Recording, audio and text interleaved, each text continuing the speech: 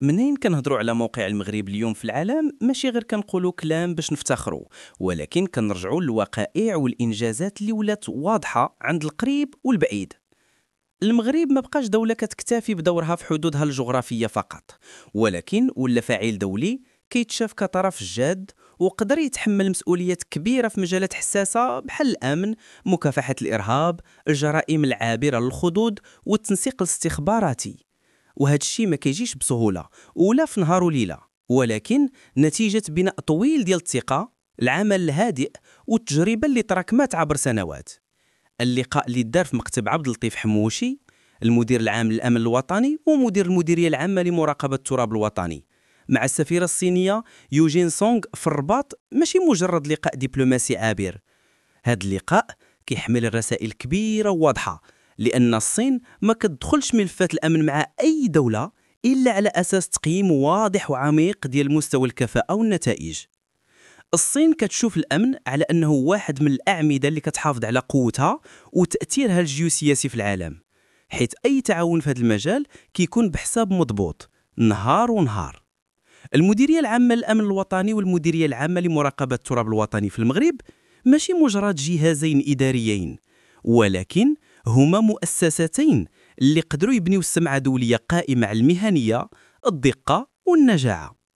بزاف ديال الدول من أوروبا لأمريكا اللاتينية وحتى إفريقيا كيتعاملوا اليوم مع المغرب في الإطار الأمني باعتباره شريك موثوق.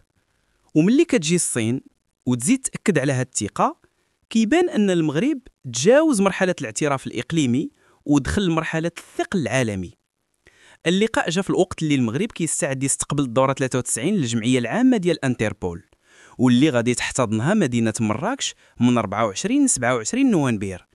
هذا اللقاء الدولي ماشي سهل، لأن الانتربول تيجمع أكبر مسؤولي الأمن والشرطة في العالم، وكيتم فيه مناقشة ملفات دولية خطيرة بحال شبكة الإتشار ذو بشر، تبييض الأموال، الإرهاب العابر للقارات، الجريمة الإلكترونية وغيرها. أن المغرب يستقبل هذا الحدث فهذا دليل إضافي على أنه دولة قادرة تصطاد في نقاشات حساسة وتوجه النقاش الأمني على مستوى عالمي. الصين من جهتها كتعرف أن المغرب عنده واحد الموقع الجغرافي استراتيجي، بوابة على أوروبا، على إفريقيا وعلى العالم العربي، وزيد عليها استقرار سياسي ومؤسساتي وقدرة استخبارات المغربية على تفكيك شبكة إرهابية قبل ما تتحرك، ونجاح أجهزة المغرب في التنسيق مع دول أخرى لإحباط عمليات كبيرة كانت غادي تضرب دول في أوروبا وآسيا.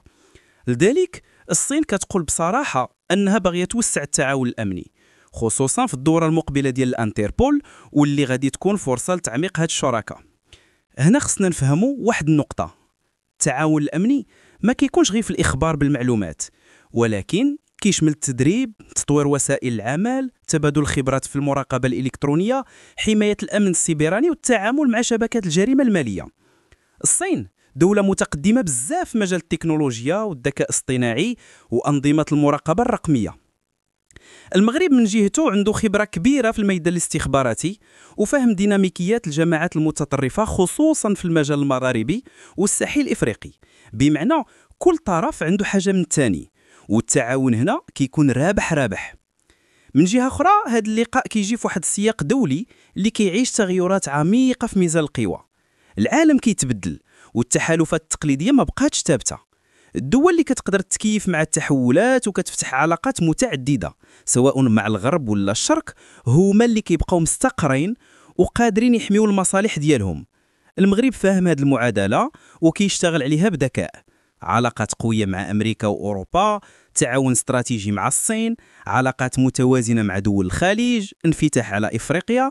هذا اسمه تنويع الشركاء، وهذا الشيء كيعطي المغرب استقلالية القرار.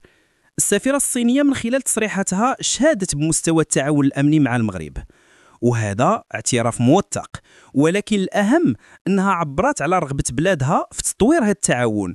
وهذا التطوير غالبا غادي توجه نحو ملفات بحال مكافحة الهجمات الإلكترونية، حماية البيانات الحيوية، وتعقب الشبكات الإجرامية اللي كتحاول تستغل التجارة الدولية أو الجالية أو التدفقات المالية.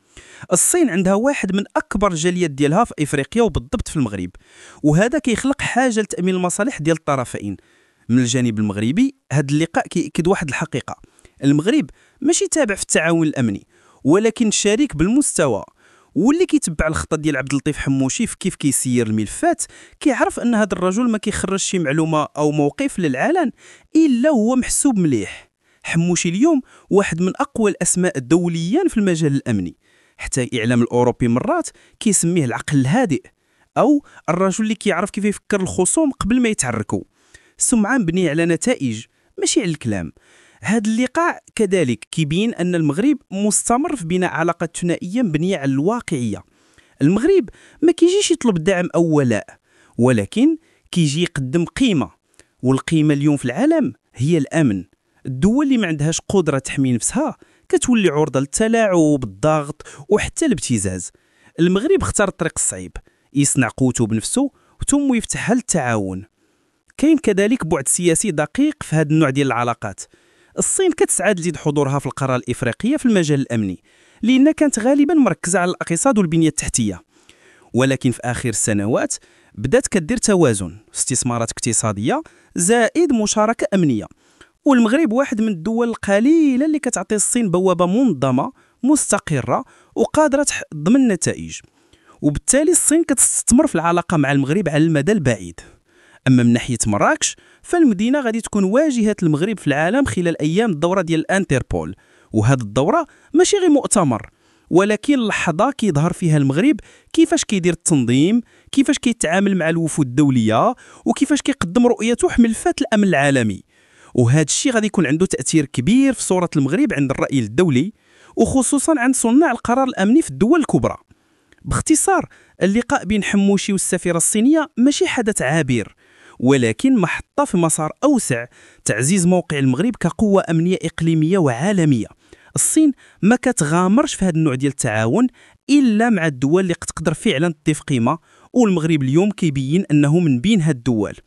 المستقبل القريب غادي يشهد خطوات إضافية، اتفاقيات، مشاريع مشتركة، ربما تكوينات مشتركة، وحتى تعاون في مراقبة الحدود البحرية والرقمية.